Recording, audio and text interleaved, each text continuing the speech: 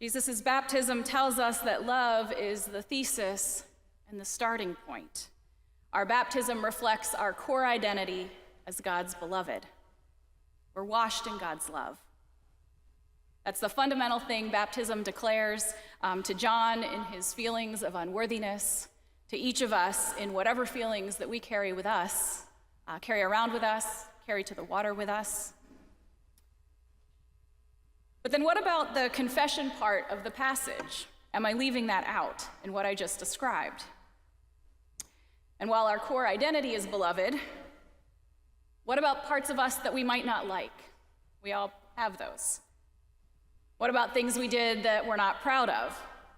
We all probably have those too. Do we need to confess them? Do we need to change in order to be loved, in order to have a place at the fountain or at God's table? How does all this stuff fit together? There's a type of therapy called internal family systems therapy that was developed by a guy named Richard Schwartz when he was working in a hospital with patients who had eating disorders. Internal family systems invites people to recognize that they have different parts of themselves at once inside of them, and each part has a purpose. Some parts are exiles, maybe parts that feel small or ashamed, like they need to hide. Other parts are more like firefighters. When something scares or upsets us, those parts try to put it out. But sometimes they might not use strategies that are good for us. Maybe a firefighter part of us reaches for a drink to cope with our loss. Or maybe it heads to the casino. Or maybe it binge watches Netflix or gets lost on TikTok for hour after hour after hour. Still, other parts of us are managers. They respond by trying to manage what's hard. Maybe a manager part of us works really hard to please the people around us as a kind of protection or defense against rejection or pain. Maybe it turns to perfectionism to cope with our vulnerability, to cope with our fear.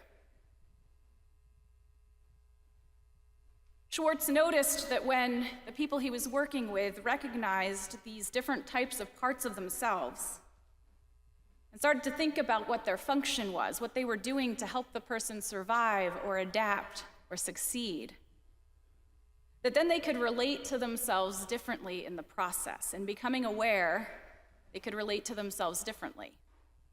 They could care for their needs. They could accept themselves differently.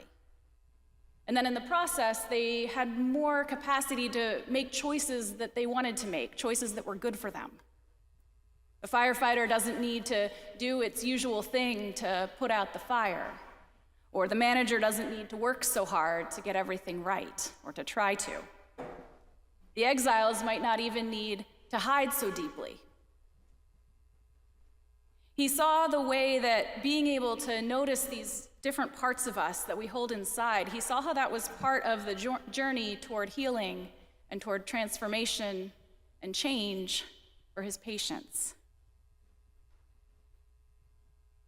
And I think there's wisdom in that for any of us. Psalm 139 tells us that God made our inward parts, that God knit us together, that we are fearfully and wonderfully made.